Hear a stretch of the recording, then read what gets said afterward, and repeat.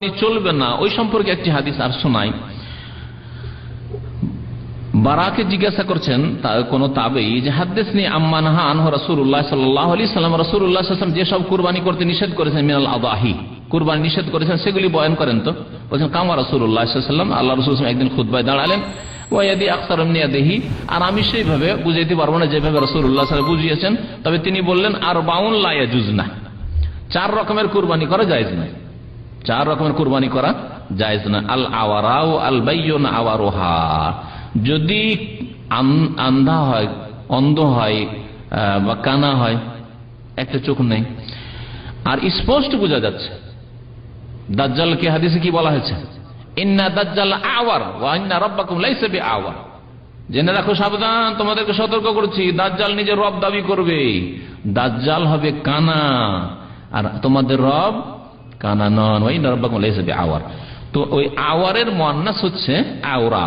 আল আওরা কানা, আল বাইয়ুন আওয়ারুহা, যার কানা হওয়া বা অন্ধ হওয়া স্পষ্ট হয়ে যাচ্ছে, বোঝা যাচ্ছে, একটা চোখে দেখতে পায় না, চোখ একবার লেপে আছে, অথবা চোখে বোঝা যাচ্ছে যে চোখে এই চোখে দেখতে পায় না, আর জানতে পারছেন, তাহলে সেটা কোরবানিতে জায়েজ নয়। ওয়াল মারিজা আল বাইয়ুন মারাদুহা, আর এত রুগ্ন, অসুস্থ, ক্ষীণ, যে স্পষ্ট বোঝা যাচ্ছে যে এই খাসি, বকরি অথবা গরু, উট রোগা, তাহলে সেটা চলবে না।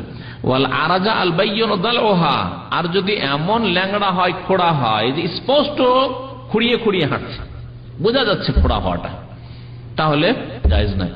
আমাদের দেশে কিছু গরু দেখা যায় যেগুলি এমনি মানে পা ভেঙে খোড়া হয়নি, কিন্তু একটা রোগ আছে, যে রোগে খড়িয়ে খড়িয়ে হাঁটে, তাহলে স্পষ্ট যেখানে বোঝা যাচ্ছে খড়িয়ে হাঁটছে, জায়েজ নাই। ওয়াল কাসির আল্লাতি লা তুনকি, আর এমন একেবারে শুকনো, কাসিরা বলা হয় এমন শুকনো, শুকিয়ে গেছে যে যার মধ্যে কোনো গোস্ত নেই, শরীরের গোস্তগুলি এসে হাড্ডির সাথে লেগে গেছে, চামড়া হাড্ডির সাথে লেগে গেছে, এইরকম যদি দুর্বল হয় তাও চলবে, লাতুনকি, যাতে গোস্ত নেই।